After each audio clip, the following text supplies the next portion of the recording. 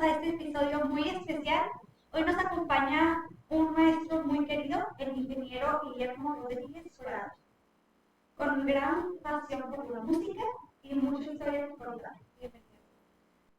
Ya. Muy buenos días, tardes, no sé a qué hora lo irán a pasar. Ahorita son las 4 de la madrugada. Estamos madrugando. Mi nombre es Guillermo Rodríguez. Y pues sí me dicen el gato desde hace muchos años y pocas personas conocen mi nombre, de hecho, incluso de parte de mis alumnos. Para empezar, quiero empezar con una pregunta. Pregúnteme. ¿Por qué le dicen gato? Bueno, esta va la versión corta. En el barrio donde yo crecí, mi hermano a los 17, 18 años le gustó trabajar, le gustaba mucho chambear, se hizo cargo de una carnicería y a él le decían el gato. Entonces, cuando él se hace cargo de la carnicería, pues era la carnicería del gato. Entonces, cuando necesitaba ir a entregar carne o mandar a alguien y no pagarle, pues me contrató a mí cuando yo estaba chiquitito, tenía 5 o 6 años, no sé, 5, 6, no recuerdo, 8, no lo sé. El caso es que yo era el gatito porque yo era el hermano de él. O sea, ya viene el gatito a entregar carne, yo el gatito, el gatito, el gatito, y en todo el barrio pues, crecí con ese apodo de gatito, gatito, ya cuando crecí ya no pude ser gatito. Mi hermano dejó la carnicería por diferentes razones y yo seguí ya con el apodo, que es bueno tener un apodo, quiero que sepan, ¿eh? Es buenísimo tener un apodo, Martín, yo te lo digo, porque cuando yo llego y les digo, mi nombre es Guillermo Rodríguez, y me dicen el gato, y ya los limité. Ya, si no, ya los limité, porque si no limitas a un grupo, te inventan como 10, 15 apodos, y a mí ya no me inventan porque yo ya tengo. A Martín no les puedo decir cómo le dicen, pero tiene unos 10.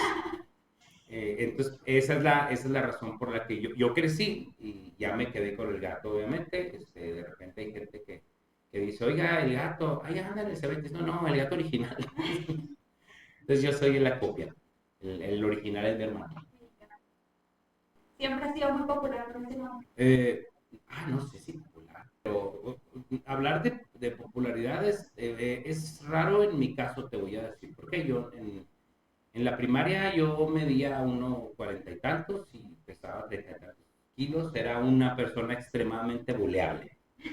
Bullying de veras, ¿no? El de ahora de que, ay, no te doy like, ay, no, no, no, bullying de veras. No, no, bullying que me agarraban a bachones, cincho, en la primaria. Pasar a la secundaria fue exactamente lo mismo en el primer año y la mitad del segundo año, hasta que pasó algo ahí interesante y ya dejé de ser bulleado, pero me transformé, tuve que cambiar mi personalidad en muchos aspectos, porque yo era bien nerd, era muy serio, no tenía amigos, tenía escasos amigos con los que salía yo en la primaria y en la secundaria, y era muy, muy, muy serio porque era muy nerd. Yo era de 10, 10, 10, 10. Y era de que yo era el jefe de grupo que apuntaba a los que se levantaban y la maestra lo reprobaba y obviamente me odiaban a mí. O sea, entendía que me hicieran bullying, claro, entendía, pero era la única manera que yo tenía de defenderme, no tenía el tamaño ni la valentía pues para hacerlo cuando lo adquirí o cuando la tuve, fue cuando me dejaron de hacer bullying, pero cambió mucho mi personalidad porque tuve que hacerme al lado de los que me hacían bullying. Entonces cambiaron muchas cosas en mi vida en ese momento, empecé a fumar, estábamos hablando de 13, 14 años, fumaba y tomaba con los mismos cuates que me hacían bullying, me la empecé a pintar, a hacer respondón, eh, fue muy diferente. Y ya ahí pues empecé a jugar deportes, jugaba voleibol, me hice colocador del equipo de voleibol de la secundaria y ya empecé, ahora sí ya podría decir que empecé a ser medio popular, entre comillas, ¿no? Y ya de ahí pues pasaron diferentes cosas en el Cebetis. Yo ya traía mi personalidad muy, muy arraigada, era de los que se la pintaban. Ahorita los chavos dicen, oiga, profe, dicen los chamacos, profe, si usted le dijeran en el salón que hay pinta general, ¿usted qué haría? ¿Vendría o no vendría? Lo volteo a ver y le digo, chamaco, yo organizaría la pinta general. Esa fue mi personalidad en el Cebetis durante los 3 años. Batallé para acomodarme porque los primeros años, A diferencia de ahora, en aquellos años no tomaban asistencia. Entonces tú ibas y bien, no ibas, de hecho para algunos profes mejor. Ustedes de repente se quejan en el CBT de que hay grupos de 55 personas. En el que yo estaba éramos 65 porque era el único grupo de químicos. Entonces los profes nos decían, vale, vale, píntensela. Y nosotros nos íbamos, 14 personas éramos 14 hombres, nos íbamos a jugar billar. A las 7 de la mañana llegábamos y a las 8 ya nos estábamos yendo y nos íbamos a pie. A las 8:30, casi 9 nos abrían el billar y ahí nos estábamos hasta la 1 de la tarde. Esos fueron mis primeros dos semestres y los sobreviví porque soy bueno para los exámenes, pero en realidad de los 14 que éramos sobrevivimos dos. Entonces el salón se redujo casi a 5. Los profes estaban bien contentos. Entonces usted siempre supo que la química era de usted, porque dice que en la prepa estuvo en Ah, química, ¿no? sí, yo estuve en química y me acabo de acordar que mi hija, yo tengo 3 hijos y la tercera siempre hace cosas diferentes a nosotros dos. Y ya sé de dónde lo sacó de mí. Yo tenía un hermano que había pasado primero ahora se llama máquinas y herramientas, aquel tiempo se llamaba electromecánica, máquinas. Y luego mi segundo hermano, que estuvo en el CBT, pasó por producción. Mi otra hermana pasó por administración. Entonces cada uno me decía, métete a mecánica, métete acá, métete acá. Dije, no, no, no, no, yo voy a química. Pero no porque me gustara tanto, sino porque no quería hacer lo que ellos decían. Y además me decían, es que química está bien difícil, no la vas a armar. Y me pegaron en el hora, en el orgullo. Y por eso entré a química, de hecho. Sí. ¿Y a qué edad tuvo? ¿A qué edad tuve a mis hijos? Recién nacidos. ¿Sí está bien, no? ¿O cómo es la pregunta? ¿A qué edad tenía yo cuando tuve mis hijos? Sí, porque yo los tuve recién nacidos. No, pues no creo. Sí, la otra vez llegué y les dije, niños han sido adoptados. ¿Cómo no? Les digo, niños fueron adoptados. Ay, queremos conocer a los papás de veras. No, los papás de verdad somos nosotros. Ya los dimos en adopción, ahorita vienen por ustedes a las 2. Mis hijos, bueno, el primero nació cuando yo tenía 18 años, iba a cumplir 19. Mi esposa tenía 17, iba a cumplir 18. Algo, sí, algo así. Yo ya había salido de la prepa, había cursado un año de TEC y en mi segundo año de TEC yo me salí para ir a trabajar. Mi esposa ya no estudiaba. Él nació cuando yo tenía 19 años y luego a los 21 nació la segunda, de modo que cuando yo cursé el TEC yo ya tenía 2 hijos. Era un estudiante con 2 hijos y a veces me los llevaba a los dos, los traía en la carriola. Me gustaba mucho eso. Los gatitos. Sí, y los gatitos les decían sí. De hecho, mi esposa se enojaba un chorro. Oiga, queremos ver al gatito. ¡Hijos de y ahí andaban viendo a los gatitos. Y la tercera nació cuando yo ya había terminado el TEC. Yo terminé el TEC en el 2002. Ella nació en el 2004. Iba a cumplir 26, 26 años. Pero estuvo muy chavo. Bueno, el primero estuvo muy chido. Sí, decían por ahí que nos veíamos bien raros, un lepe cargando otro lepe. Estaba ahí. Hermanos. Sí, ¿Y qué cambió? ¿Qué fue lo que más cambió? Cuando nacían mis hijos. Uy, híjole. ¿Qué cambia, licenciado, cuando tienes hijos? ¿Qué cambia? Tú dime tú qué así. Pues sí, ya sé, pero tú qué sientes que cambia. ¿Sí, no? Cambia tu manera de ver la vida, cambia el sentido por el que haces las cosas. Cambia mucho el futuro, cómo lo ves. Y a veces hasta cambia cómo ves tu pasado. Y dices, ay, caray, la regué en esto, la regué. Entonces empiezas a planear de una manera distinta.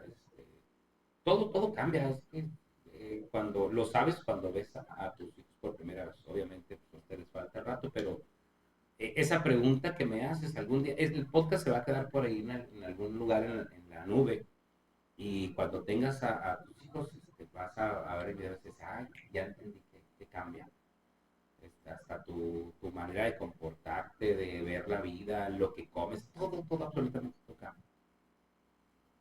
Antes de ser maestro, ¿cuál fue su trabajo favorito? Uy, mi trabajo favorito. Favorito. Favorito. Músico, obvio. De toda la vida. No fue toda la vida. Creo que cuando ya me casé, vamos a tomar desde ahí, fue mi primer trabajo ya casado, fue en Chihuahua, trabajaba en un súper, y yo era uno de los carniceros, que habíamos muchos, y trabajaba de barman en un bar en el centro de Chihuahua. Cuando nos salimos de ahí, ya nos venimos para acá, yo empiezo a trabajar de recepcionista, no es cierto, de ayudante de cocina en un hotel, obviamente el restaurante del hotel. Y luego dentro de guardia de seguridad. No, trabajaba primero en un centro comercial que aquí se llamaba El Camino, algunos lo reconocerán, lo recordarán, que estaba antes de que llegara Soriana y eso. Ahí trabajaba yo, me daban horario de estudiante, yo trabajaba de 4 a 8 todos los días y el sábado y el domingo todo el día para completar las 48 horas. Era una cosa brutal.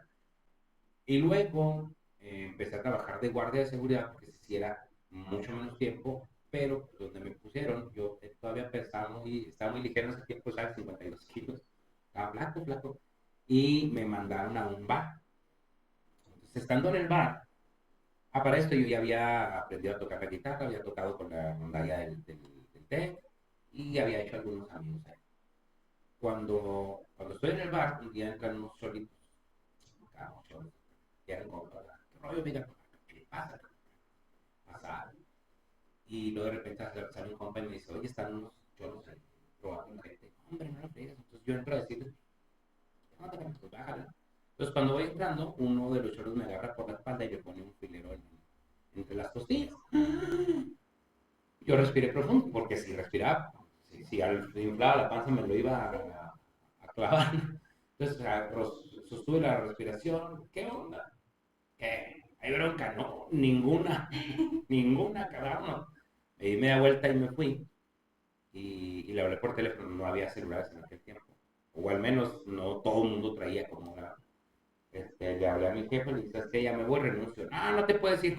Claro que sí. Quiero ver que sí. Claro que sí, ahí nos vemos. Entonces, cuando llegué, dije, ¿qué hago? ¿Qué hago? ¿Qué hago? Necesito seguir trabajando, ¿no? Porque a pesar de que vivíamos en casas que no eran de nosotros teníamos que, por lo menos de los pañales, y mira que me salieron unos chamacos bastante productores, vamos a decirlo así. Entonces, cuando ya me senté a ver qué iba a hacer, se me ocurrió hablarle a un amigo, que era compañero de la rondalla, ingeniero, bueno, ahorita es un doctor en ciencias, Luis Miguel Rodríguez. Y yo ya me llamaba Guillermo Rodríguez y surgió mi primer concepto, mi primer proyecto musical nos llamábamos Los Tres Rodríguez. Y ahí andábamos buscando chambitas y de ahí empezó. Entonces, si tú me preguntas antes de ser profe, ¿cuál fue mi favorito? Pues, aunque pasamos una etapa, los Tres Rodríguez pasamos una etapa muy interesante en la que no hubo trabajo. Estamos hablando de inicios del 2002. No había trabajo, estaba bien fregado el asunto. Habíamos trabajado en varios bares o varios restaurantes y en ese tiempo cayó. Estábamos hablando de inicios del año, primeros días de enero y no teníamos trabajo y fuimos a ver trabajo a Los Pinos. Y en Los Pinos me dice Jaime, don Jaime, un saludo también si llega algún día a ver este podcast, una persona que aprecio mucho. Don Jaime me dice, oiga, pues es que yo no estoy contratando tríos. A mí me gustaría algo más bien cómico. Y no sabes las cosas que te hace decir el hambre. Entonces yo dije, sí, sí le podemos hacer algo cómico. No, pues luego, véngase mañana. No, espérese, porque tengo que arreglarlo, tengo que producirlo, deme unos 15 días. Y no está malito, pues necesitamos una lana para lo que se pueda necesitar. Compramos un micrófono inalámbrico, compramos trapos feos usados en la Primol, tierra de Liverpool. Soy totalmente la fría, ya fuimos a comprar un vestido de lentejuelas para Paquita del barrio. A mi hijo le reventé una pelota que tenía para hacer una peluca con peluche amarillo para Paquita. Hicimos ropa para Juan Gabriel. Total, hicimos un show cómico, lo armamos en 15 días porque teníamos que cambiar. Y sí, soy comediante, muy malo. Bueno, no sé, pero la cosa que sí les puedo decir, yo admiro mucho a los comediantes porque es una cosa bien difícil. Ser comediante está cañón. Ser cantante no es bronca, cantas la misma canción una y otra y otra y otra y otra vez y te aplauden cada vez que la cantas. Eres comediante, cuentas un chiste una vez y ya la segunda ya no se ríen y ya la tercera dicen, saca el muchacho está bien". Entonces tienes que estar muy actualizado, que fue lo que nos pasó a nosotros. Duramos 3 meses en el primer mes lleno total, la gente hacía filas porque pensaban que veníamos de otro lado. Y nos preguntaban, ¿de dónde son? ¿De Parral? No, hombre, pues sí. Segundo mes bajó, el tercer mes ya nos paró una mosca, porque no estábamos preparados para actualizar. Porque Parral es una ciudad muy pequeña. Los comediantes están en ciudades grandes, va un grupo de personas una semana, a la semana va otro, y a la semana, y pueden durar un año con un show. Nosotros no nos aguantaron los meses. Y no teníamos con qué hacer más comicidad. Y luego mi compadre se fue, se casó, y era mi mano derecha, era mi soporte. Éramos cuatro en ese tiempo, los otros dos, Chupalma, que también lo conocen, que es el de la rondalla, que dije la rondalla, Tommy Ramírez, que es uno de los mejores músicos que tenemos aquí en Parral, que ahorita toca conmigo también. Y ellos eran los que nos hacían, nos ayudaban a hacer la música, son excelentes músicos ambos, pero básicamente el show lo teníamos Luis Miguel y yo. Cuando él se va, yo ya me sentí bastante desprotegido. Chu hizo se aventó a Juan Gabriel, Tommy se aventó a José José, intentábamos, pero la verdad es que Luis era muy importante para mí en ese momento. Cuando él se va, el show se empieza a ir para abajo y un día de plano, o sea, no nos abucharon porque la gente en Parral es crítica, pero no es desgraciada. Por eso, si no, nos habían tirado hasta con la botella. Entonces yo ahí dije, hasta aquí mi recorrido. Y jamás he vuelto, sí, cuento chistes, de repente me contratan para una hora. En las bodas colectivas me contrataron 3 años consecutivos e intento hacer algo, pero no es algo que me guste mucho. La verdad es que no. Entonces, a la respuesta a tu pregunta, la música. La música es lo que más. De hecho, me gusta más que dar clases. Pero la diferencia, pues, es que hay etapas en la música. Te va bien, te va mal, se te va un músico, viene otro. No, eso es complicado. Y aquí en Parral es mucho más complicado. Y en sí su género de música actual. ¿El que más me gusta? Ah, qué buena pregunta. Es que, mira, yo toco de todo. Yo empecé tocando trío. Bueno, empecé tocando rondalla y luego trío. Y luego de ahí nos fuimos moviendo un poquito a lo cumbiancherón, porque de repente en una fiesta, oiga, algo para bailar, bueno, es una cumbia, ¿no?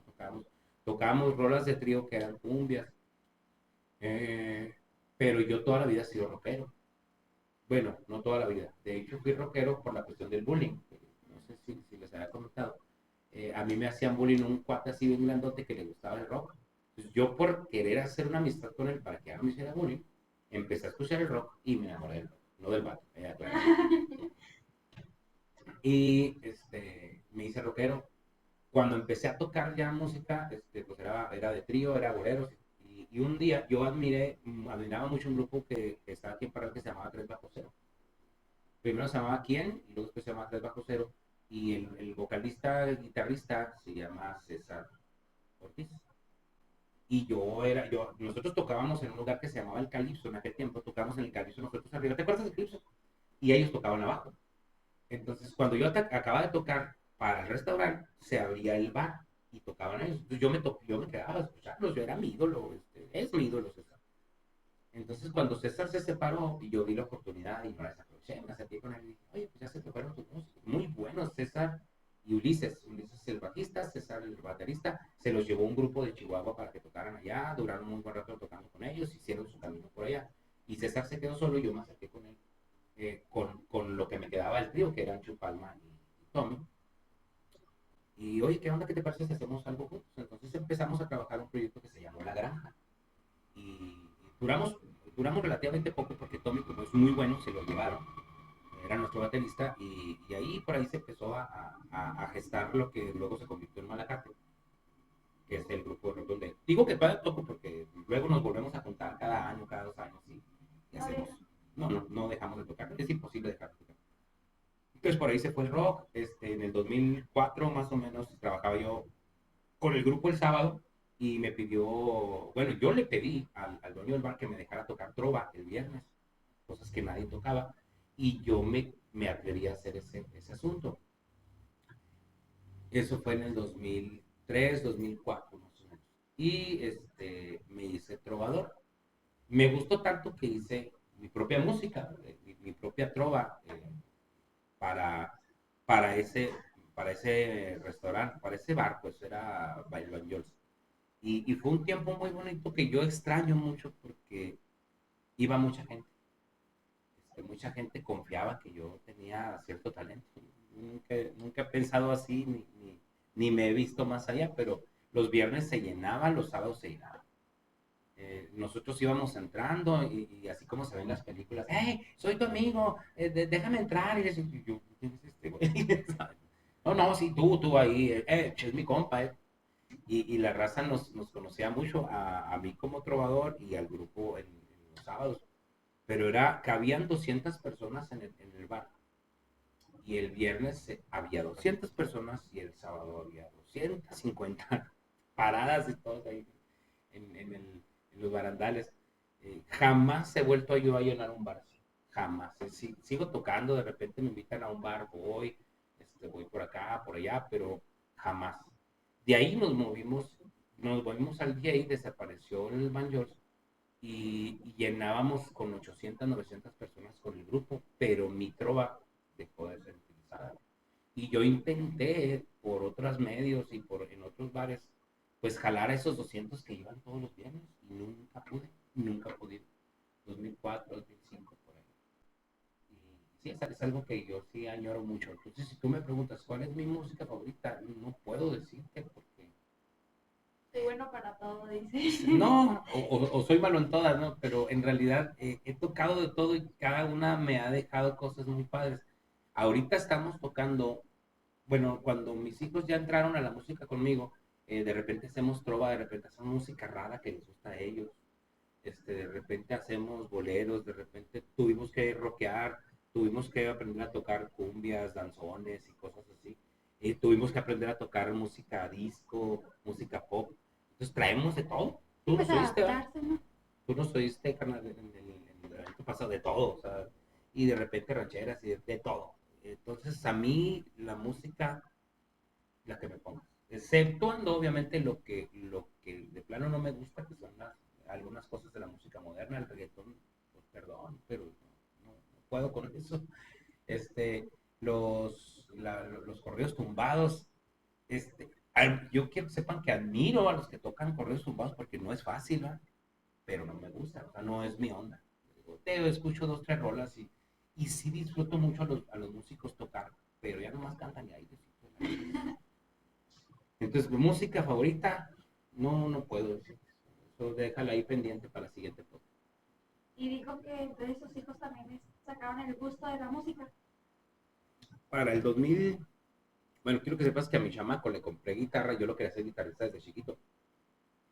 Y un día me gasté una buena lana en una guitarra, pero el EP la quebró. Tenía como 5 años y la quebró. Y yo casi me muero de coraje. No, no, es que vas a tocar la guitarra cuando tú quieras, no cuando yo quiera. Vamos. Para el 2010 nos invitan a que mi hijo y también mi hija que andaba por ahí haciendo sus pininos, pero nadie sabía que cantaba, a participar en un concurso de canto que se llamaba Oye mi canción en Santa. Una amiga de mi esposa, oye, vamos a llevar a tus hijos a un concurso. Entonces le dicen a Willy y el Willy, mi hijo mayor, este, ese es bien entrón. No, dijo, sí, vamos a entrarle. Y le preguntan a mi hija, ¿tú? Yo también quiero, yo también puedo. Sí, vamos.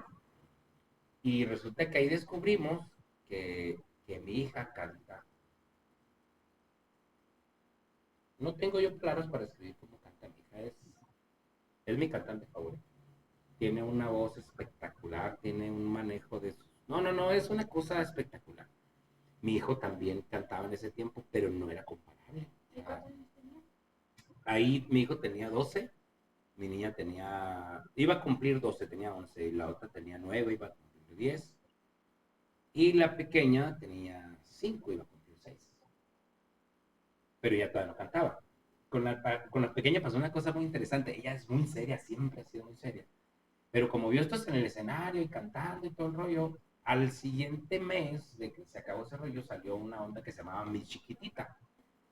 Entonces era un concurso de modelaje de niñas. Dijo, yo me dice, le entró. Y ahí andaba ella con sus trajecitos y vestiditos y la chilaca. También empezó a gustar la farándula, pero en realidad los músicos fueron los otros dos. Mi hija quedó en segundo lugar cosas que no sé por qué exactamente, porque en realidad no había manera de que le ganaran. Y mi hijo lo eliminaron, porque era por etapas, lo eliminaron en la semifinal. Cuando se acaba el concurso, unos chamacos le invitan a mi hijo a que fuera a ensayar a Santa. Entonces eran puros chamacos. Les digo, bueno, ¿qué tienen para ensayar? No, pues nada. ¿Y dónde van a ensayar? No, pues quién sabe. ¿No se les hace más fácil que vengan ustedes a Parral? Y yo les presto mi casa y que ensayen. Entonces yo les puse todo a los chamacos para ensayar. Vinieron un día y ya no volvieron. Y pues mi chavo sí se agüitó porque quería hacer algo. Y dije, bueno, déjenme, le hablo a un amigo. Yo diciendo nombres y quemando a todos mis compas. Le hablo a mi compa César Sauceda y le digo, oye César, yo supe que estabas metiendo a tu hija en clases de batería. Ah, sí, ahí va. ¿No quieres que hagamos una banda? Neta, sí, vamos a hacer una banda. Necesito baterista, mi hijo puede tocar la guitarra, mi hija puede tocar el teclado y hacemos algo. Nomás nos falta un chamaco. Entonces él nos consiguió un vecino que tocaba la guitarra, que también estaba empezando. Empezaron a tocar ellos. Puros covers. Sí, puros covers. Mi hija voltea la pequeñita y lo que hago y le di un pandero. Y tocaba el pandero y hacía coros y ¡zas! O sea, tú ahorita yo se los digo como una cosa normal, pero no cualquier persona hace segundas o terceras voces. No cualquier persona hace una primera voz, pero una niña de 6 años, 5 tenía, se acoplaba a las voces que le dejaban los otros y empezaba a meterse por aquí y unas voces afinadas perfectas. ¿Qué onda con esto? Y mucha gente nunca se dio cuenta de lo difícil que es eso. Hay gente hay músicos que pasan toda su vida y no pueden hacer una segunda voz o una tercera. Esta niña te encuentra voces, quién sabe de dónde las hace. Se las saca de la manga y una voltea a ver y está tocando la batería y hace voces y la voltea a ver y qué onda contigo. Resultó que traían el don supongo. Todo el tiempo en mi casa se ha escuchado música de que se amanece hasta que nos dormimos en diferentes momentos, a veces ensayando con los grupos que los que estaban trabajando en ese tiempo, a veces nomás por escucharlas, a veces para sacarlas. Entonces ellos traen un dominio de la música que yo no tengo, ¿eh? Los tres. Los tres a mí me ponen a abrir al perro bailar, pero tienen que ver con eso. No sé cuál es la pregunta. Sí, que los tres salieron músicos. Sí. Ya después, Carla, bueno, yo le digo Carla, pero en el concurso mi chiquitita dijo que le gustaba que le dijeran Gaby. Entonces ella para sus amigos es Gaby, pero aquí en mi casa la conocemos como Carla. Entonces Gabriela empezó, ya cuando empezamos a tocar nosotros cuatro, que fue toda la evolución del trío de cinco, que fue el último grupo que hicimos. En esa evolución, mi hija, la mayor, agarró el teclado y la voz es la que canta. Y yo también. Y mi hijo agarró el bajo. Ese es un fuera de serie. Está loco, toca de todo, es multiinstrumentista y es muy bueno y actualmente canta. La canta mejor que yo, pero no quiero que vea ese podcast. No. Nadie Lo sabe. bloqueamos. Sí, por favor. Porque todavía a veces dice que canto yo mejor que él, pero no puedo. Él es impresionante. Está invitado a ir a irse a varios mariachis al sur, ahorita él es mariachi, en diferentes estados del sur, pero pues, es difícil para él salirse de su casa. Él ya está, vive con su novia, se van a casar en este año. Entonces para él es difícil, pero es muy bueno. Y donde quiera le hablan y donde quiera anda metiendo la cabeza, canta mucho mejor que yo. Carla entró como baterista y ahorita pues, bueno, llegó el momento en que nos separamos, pero de repente tenemos trabajos en donde vienen, o vamos a Chihuahua, o vamos a Juárez, o así a diferentes trabajos y vamos y tocamos los cuatro. Ahorita pues sí, ellos se dedicaron a eso, pero te decía que yo no puedo culpar a Gabriela porque cuando mis hermanos me decían que me metiera a tal o cual carrera, yo dije, no, yo voy por química. ¿Por qué no a pagarles en la torre?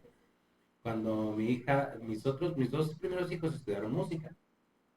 Entonces, cuando Gabriela ya era músico, obviamente, entonces cuando va a agarrar carrera, pues todos decíamos, va a música, va a percusiones. No, se fue a odontología. ¿Por qué? Nomás para darnos la madre a todos, nomás. Yo estoy muy seguro de eso, pero ya le agarró gusto y ya va poco más a la mitad de la carrera, pero sí somos músicos todos, excepto mi esposa, ella nomás nos da carrilla y cobra, pero canta bien bonito, nomás que... Pero no le gusta. Pues es que le gusta cantar y todo, pero que nosotros, o sea, que llegara a tocar con nosotros por alguna razón, nada. Nunca. Y nosotros estamos tocando en algún lugar e invitamos a subir, claro que no. Y qué raro porque no es alguien tímida. No, no es, pero a la hora de cantar sí. O sea, es que también, pues la intimida, mis hijos. Sí. Tú oyes cantar. Nosotros en los karaokes procuramos no cantar mucho. Que vamos a hacer un karaoke, pues dejamos que la gente esté cantando. En un bar o algo, la gente canta. Y unos hacen o piensan que cantan más y están en su cotorreo. Y cuando canta cualquiera de ellos, pues ya la gente ya no quiere cantar. Sí, se Dice, no, agüitan. no, ya no, venga usted. No, no, pues cante, vamos a cotorrear. Pero esa es la razón. Yo siento que algo así le pasa a Argelia, ¿no? O sea, el instrumento, pero sí te encanta muy bonito. ¿Y usted cuándo empezó a tocar la guitarra? Yo la guitarra la empecé a tocar cuando, después que salí en Cerezo, en la rondalla del TEC. Ahí fue donde yo empecé y gracias a un amigo que también ahorita andamos ahí en cosas interesantes con él, es un oftalmólogo de aquí de Parral, pero trabaja en Chihuahua, es una persona muy exitosa y un día me vio con una guitarra porque estaba yendo apenas a aprender al TEC y cuando vio la guitarra fue y sacó la de él y dijo, ¿estás aprendiendo? Sí, y él me agarró y me puso una plega de perro para bailar. Él agarraba una reglita y luego yo me equivocaba en los dedos y ¡pah! Con la reglita me pegaron. De esto vivo, diga. Sí, yo le decía, no, no, de hecho todavía no, pero él era muy, Quisquilloso. sí, es muy piqui, dicen ahora Muy la piqui, chaviza, era muy sí. piqui y hasta que él siempre estudió fuera, o sea, fuera de aquí de Parral, entonces venía nomás a las vacaciones y en unas vacaciones me hizo aprender. Yo aprendí a tocar la guitarra en 2 meses porque que desgraciado me traía loco. Era que aprendía porque aprendía. Sí, pero gracias a él fue la verdad. Tengo que reconocer que sí fue gracias a él. Y cuando ustedes empezaron a cantar ya después, por puros covers hasta la fecha. No, no, no, claro que no. Mira, hicimos, bueno, ¿de quién crees que te hable? ¿De mí, de Malacate, de los hijos, de Trio 5? ¿De usted? De yo. ¿Cómo vaya? Ok. Las primeras, lo que pasa es que la primera canción, las primeras par de canciones que compuse yo, bueno, yo componía desde antes, pero las compuse específicamente para el grupo de Malacate. La pueden buscar en YouTube, una se llama bueno, Despedida es un poema de una amiga mía de aquellos años que ella era de Chihuahua, estaba trabajando en Parral y no tenía nada que hacer y se iba los viernes y los sábados a vernos al bar. Y yo me hice amigo de ella, de Paulina. Y Paulina escribía poesía, pero no le gustaba que nadie la leyera, pero se llevaba el cuadernito allá al bar. Entonces un día fue al baño, yo vi el cuadernito y lo abro y me enamoré de Despedida. Poema fuerte. Es una persona que se despide de otra, pero antes de despedirse, o sea, va a ser una despedida. Hay muchos temas dedicados a ese rollo. En los paneles estaba bien violenta la rola. Entonces yo dije, me gustó mucho y le puse letra. Había otra que se llamaba Te Perdí, que la compusimos entre César y yo. Y César compuso otras a la que le hicimos algunos arreglos, Eva y otras tantas pero nunca las grabamos o nunca le dimos la importancia así como para dedicarnos a hacer un disco. Además ya estaba César casado, yo estaba casado, no era como que quisiéramos perseguir el sueño de ser famosos. Nosotros disfrutábamos mucho los covers. Cuando yo empecé a la trova, hice un disco, ahí está, se llama Cotidiano, y ahí vienen 8 temas míos, que es, es pura trova, es pura canciones muy, decía mi hermano, oye, están muy sexosas tus rolas, pues perdón, pero así escribo. En el caso de los chamacos, empezamos haciendo covers y luego tuvimos que transitar un poquito a hacer covers, pero de canciones no rockeras. Entonces hicimos varios, yo hice los arreglos, era mi trabajo hacer los arreglos de canciones de Juan Gabriel, de Pedro Infante, Y en ese tiempo fue cuando fueron ellos al concurso estatal de rock. Hicimos, no es por nada, pero hicimos un show de 20 minutos, porque cada grupo tenía que hacer 20 minutos. Hicimos un popurrí de 20 minutos entre canciones de José Alfredo, de Juan Gabriel y canciones originales en las que yo era el escritor. No me acuerdo cuáles tocamos de las de nosotros. Creo que una que se llama Nacido para el Rock and Roll, que está en YouTube. Otra que se llamaba 6 minutos de depresión, porque a mi hijo lo cortó la novia en ese tiempo, ya tenía 14 años. Y lo cantante, bueno, músico. Ella también era músico en aquel tiempo, era una chelista, creo. Se llamaba 6 minutos de depresión porque lo cortan el 13 de febrero. Yo pensé, dije, esa niña no es interesada porque yo te hubiera cortado el 15 después que me dieras el regalo. Entonces, a él lo cortó el 13, llegó a la casa muy triste, tiene mucho que ver, tiene mucho sentido 6 minutos de depresión porque llega como no me acuerdo exactamente, pero llegó, entonces me dijo, papá, fíjate que así, así, entonces yo salí y nos fuimos caminando, le dimos vuelta a la escuela y por la casa, y a los 6 minutos dijo, sí, tienes razón, ahí, bueno, vámonos, sí, tienes 14 años, ¿no? Y la rola se llama 6 minutos de depresión, precisamente por eso. Entonces sí, participamos en un concurso estatal de música por la no violencia, una cosa así. Ya no me acuerdo cómo se llama la rola, pero no fue en el estado. Pero era grabar la canción y mandarla. No ganamos nada ni nada, pero la rola quedó padre. Esa no me acuerdo cómo se llama. El caso es que sí, la mayoría del tiempo yo he escrito. Yo, yo soy el que escribe. En la actualidad, si yo escribo algo, me lo arregla, me ayuda mucho con los arreglos mi hija o algo así. Mi hijo también está escribiendo, escribe para el mariachi, acaban de hacer una canción para el estado de Chihuahua y cosas así, pero sí hemos hecho, pero nunca nos dedicamos a hacerlo tal cual.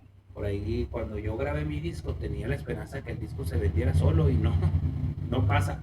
Cuando la gente dice, ay, qué difícil es hacer un disco. No, no, no. Ah, está pasando una moto. Ok. Pásale, carnal. La troca. Es una troconona, mira. Entonces, yo descubrí que no es difícil hacer un disco, lo difícil es venderlo. Y dice 100 copias, como pude las vendí, algunas yo creo hasta las regalé, no sé. Y mucha gente sí, ese fue el tiempo en el que yo les digo que llenaba 200 personas, iban al bar, pero fue en el tiempo que nos fuimos al Jay, entonces yo dejé de publicitar mi disco y dije, bueno, pues este es un disco para mí, con permiso. Pero sí, yo siempre he escrito, pero nunca tal cual. Hace como 6 7 meses, no es cierto, bueno, no me acuerdo, pero en el año pasado, finales del año pasado, me pidió una persona, no es cierto, principios de ese año, que le escribiera el regalo a su marido, fue una canción. Entonces escribí una canción, la grabó mi hija y ese fue el regalo que le dio al marido. Es una canción muy personal, obviamente, no es como para que, ay, va a pegar porque está muy pegajosa. En realidad, en la primera parte sí está como para que la oiga cualquiera, pero ya después se convierte en un tema personal entre ellos. Y de sus obras o proyectos, ¿qué es lo que más, o sea, cuál es lo que gusta más? De todo lo que he hecho musicalmente, la única en la que yo no toqué. El tercer lugar de mis hijos en el concurso estatal de rock. Ese concierto de 20 minutos fue una cosa que yo lo atesoro en mi corazón. Y en cual más de las cosas que ves ahí en mi casa o en mis apuntes, el 2014 para mí fue un año muy padre. Y el concurso fue un 27 de agosto, faltaban 2 días para mi cumpleaños. Fue como mi regalo. De todo lo que he hecho, eso es lo más. Y es interesante porque no es propiamente mío, fue de ellos, ¿no? Pero ese es lo que más guardo yo en mi corazón. Todas las cosas que he hecho con mis diferentes compañeros, he tocado con otros compañeros que vienen, van por diferentes razones. Todo lo aprecio y a todos les agradezco que compartan conmigo el escenario y los trabajos a los que vamos. Pero el 2014, el concurso para mí fue más.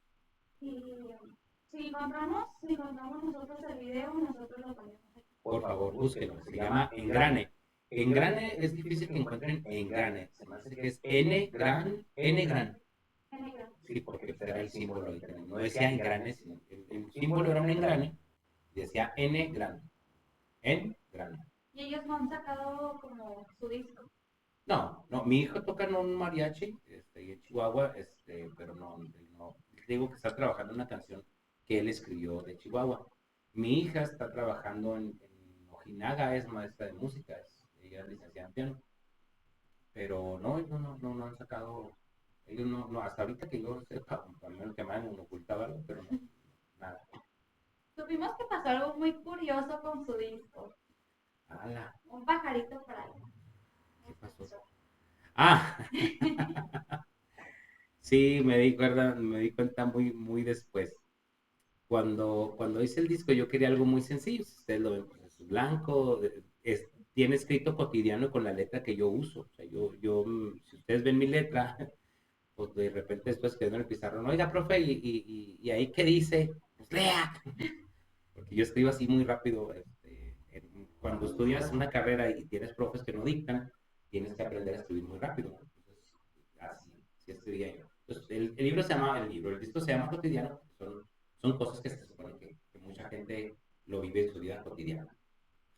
¿Qué hacemos para que se vea más o menos chido? ¿Verdad? Pues algo sencillo que no requiera imagen ni nada. Entonces yo pensé, como mucha gente que se tatúa signos asiáticos, y así, vamos a ponerle la palabra gato, pero en japonés.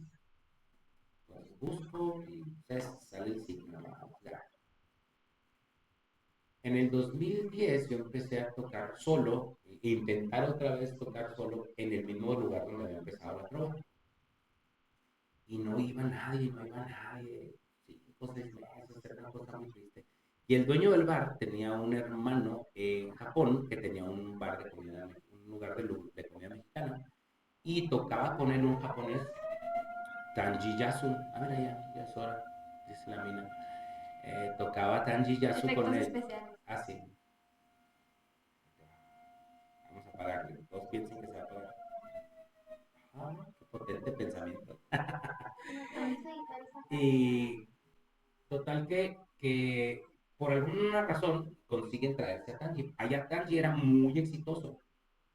Después entendimos por qué Tanji tocaba en un bar de comida mexicana y cantaba música en español. Cantaba también en japonés, pero cantaba, me acuerdo que cantaba mucho Kenchela la que me quela a mí, Kenchela. Y la raza, o sea, que se moría de la risa cuando él cantaba Kenchela. Cantaba Imakaero, Kokoro no Furusa, cantaba boleros de los pachos en japonés. Pero allá tenía mucho éxito porque pues, ¿quién iba a tocar música mexicana en Japón? Entonces, aunque su español era malísimo, la gente iba a escuchar su música mexicana ahí en Japón. Pero como que no la pensaron muy bien los dueños, entonces dijeron, no, si pega aquí, va a pegar allá. Y viene aquí, pues la raza se lo comía, pobrecito. Y no pegó. Pero el problema que trae Tanji es que él no hablaba español. Él hablaba puro japonés y tenía un aparatito que traducía del japonés al inglés y del inglés al japonés. Entonces necesitaban a alguien que hablara inglés. Y el único que hablaba inglés era yo. Entonces me hice el mejor amigo de Tanji. Nos hicimos bien compas, yo iba por él, me lo llevaba a comer a mi casa, le daba una vuelta por la ciudad porque lo tenían enclaustrado en el bar. Ahí vivía él, tenía como una mallita, como los de esos del yoga, ¿cómo se llaman? Un tapete donde dormía, era todo lo que él tenía. Se bañaba como podía porque no había baño ahí en el bar, entonces yo me lo llevaba a la casa y nos hicimos muy buenos amigos porque hacíamos esa conexión entre el inglés, el japonés y el español. Y él me empezó a enseñar japonés, yo le empecé a enseñar español. Le decía, necesitas que te enseñe yo, porque había otros 2, 3 que iban a verlo y le enseñaban puras tarugadas. No les puedo decir cómo me recibió un par de veces. Gato! ¿Quién te dijo eso? No, pues dijeron que es un saludo muy honorable. Están locos esos cabrones. Entonces yo le decía, no dejes que te enseñe, yo te enseño en español, o sea, pero esas cosas, si quieres te enseño insultos. No, a mí los insultos no me era muy honorable, ¿verdad? Los insultos no me gustan. Carnal, me vaciaste cuando llegué. No, hombre, no me digas. Entonces, ya en una de esas ocasiones le regalo yo mi disco a Tanji y él ya sabía que me decían gato, él me decía neko, que es la palabra japonesa para decir gato. Konnichiwa, neko, konbanwa, neko, me decía. ¿Cómo le decía yo? Ikimashou es vámonos, vamos a cotorrear. Entonces yo llegaba al bar, abría la puerta, Ikimashou, y bajaba de la madre, Ikimashou, neko, gozaimasu, y ahí vamos.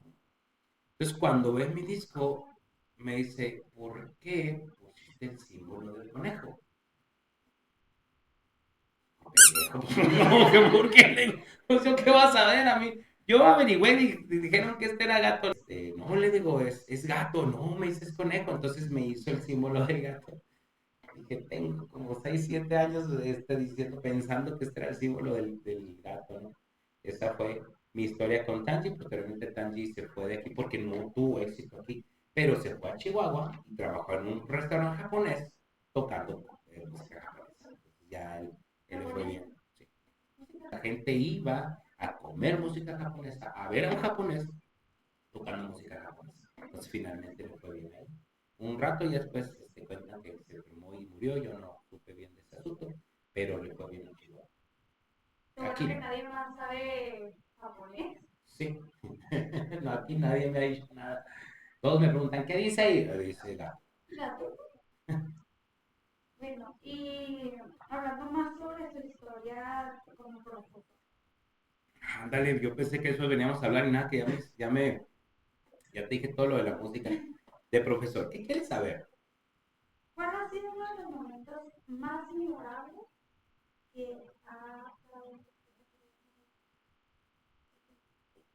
Cosas que dando clases hayan sido memorables para mí. sí, Pues es que hay muchas. Mira, te puedo decir una que me pasó ayer. ok, Ayer, estoy enseñando una materia que se llama análisis químico cuantitativo, que consta se trata de cuantificar cantidades de sustancias químicas. Y tiene su chiste, o sea, no está tan fácil. La fase primera es hacer el experimento o hacer el proceso químico dentro del laboratorio. Y la fase segunda es sacar los números a través de diferentes ecuaciones, a través de diferentes eh, leyes químicas, ¿verdad? Que rigen el comportamiento de los elementos. Entonces, cuando estábamos haciendo los cálculos, los muchachos habían hecho el análisis el jueves, o sea, lo físico el jueves, nomás estábamos esperando un peso el viernes, que también lleva un proceso. Acabamos el proceso, sacan el peso y yo empiezo a explicar los números. El número viene de aquí, de acá, de allá, y este por esto, este por lo otro, esta ley me indica esto, y bueno, tratando de hacer las cosas, ¿no? Entonces llega un alumno y me dice, pues es que hasta aquí voy bien, pero no entiendo de dónde saca, te voy a decir la frase tal cual, no entiendo de dónde, por qué se calcula la concentración así. Entonces yo le hago una pregunta, no le contesto, sino le hago una pregunta, ¿cuántos mililitros utilizaste originalmente de esa solución? Y cuando el chavo dice 5, se le iluminan los ojos, sonríe y dice, sí, ya entendí, ese tipo de cosas a mí, ¿sabes? Es lo que me hace el día. Yo me quedé, ya entendió, sea, ya sabe por dónde. No le tuve que decir, es que es así, mira, no, no, no. Yo nomás le pregunté, ¿cuántos mililitros usaste? Y se le iluminaron los ojos y dijo, ya. A mí, yo no tengo no me tienen que dar un reconocimiento, ni me tienen que decir cosas bonitas a mí. Ver que mi trabajo está funcionando para mí, eso es lo más importante. Yo creo que si le preguntas a muchos maestros te van a decir lo mismo. Y nos pasa de diferentes maneras. Me pasa, hace 2, 3 años, ya no me acuerdo, estuve trabajando en Chihuahua con mariachi. Ahí viene Electra, escóndanse. Yo estaba trabajando en Chihuahua con un mariachi. Llegamos a un restaurante, un bar que se llama Juana Gallo. Y estoy tocando y cuando se acaba el rol nos bajamos y me topa de frente una mesera, pero así, profe, y me abraza, y, ay, cabrón. Y yo la recordé, soy malísimo con los nombres, pero sabía quién era ella. Me dice, profe, estoy estudiando aquí medicina, Me dio mucho gusto verlo. Quiero que sepa que muchas de las cosas que usted me enseñó, a ser organizada, a estudiar, lo estoy aplicando en la escuela y le agradezco. Ay, caray. Y cuando te pasan esas cosas, vale la pena hacerlo, ¿no? Pero, o sea, sinceramente, lo más chido que a mí me puede pasar tiene que ser cotidiano, tiene que ser todos los días, tiene que ser que los chamacos en realidad estén sacando provecho de lo que yo hago. Para mí, eso es lo mejor. Y me pasa seguido, gracias a Dios. ¿Y alguna vez algún alumno le ha dejado como algo importante, como que enseñado algo? Que me haya enseñado a mí. Bueno, tuve un alumno en una prepa, la prepa López Mateos. Ya no me acuerdo cómo se llamaba el chavo. Ese chavo se murió la hermana en un accidente. El papá se le disparó el azúcar con ese asunto y le tuvieron que amputar la pierna. Cuando estaban enterrando a la hermana, la mamá le dio un paro cardíaco y él estaba fuera de control. O sea, en un segundo él perdió toda su vida, toda su familia, se le fue a su familia. Y llegaba al salón, obviamente yo no sabía eso, llegaba al salón y estaba enojado con la vida, con el mundo, y era una persona, era respondón, era mal hablado, o sea, yo decía, ¿qué está haciendo aquí? ¿Qué viene? En una ocasión se me puso al tiro, o sea, de plano se me cuadró, y yo estaba muy joven, pues, me faltaba mucha experiencia y hacía las cosas de repente de forma visceral. Entonces me tocó, no le pegué, pero le tuve que poner el antebrazo en el cuello y medio dominarlo porque el vato estaba fuera de sí. Entonces yo estaba enojado y obviamente pues, me defendí y lo controlé, pues, pero usando violencia. Cuando voy con el director y le digo, oye, ¿qué onda con este chavo? Si así, así, entonces me sienta el director y me dice, "Te voy a platicar". Entonces cuando él me platica la historia, pues yo no hallaba qué hacer. ¿Cómo va un chavo a portarse bien después de que la vida le acaba de arrebatar a su familia de una manera tan cruel? Entonces yo aprendí, él me dejó la enseñanza porque luego él ya no pudo recuperarse, él terminó en la cárcel y lo mataron adentro o algo así. Pero él me dejó la enseñanza de que nosotros vamos más allá, los maestros vamos más allá, o tenemos que ir más allá, y lo cual es súper difícil, pero tenemos que ir más allá de lo académico. Tú vienes y tienes un comportamiento que está marcado por otras cosas que yo desconozco.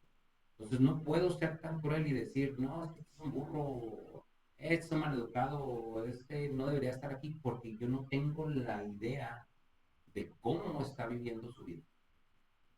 Obviamente es difícil porque tengo 55 lepres o tengo 40 y tantos y tengo la presión de un programa que me dice que tengo que acabar esto, tengo la presión de jefes que me dicen que tengo que hacer tales cuales cosas y es imposible llegar a un salón y conocer la historia de todos. Pues a mí lo que me enseñó él fue primero que tengo que buscar la manera de ser un espacio de paz y no de presión o de violencia.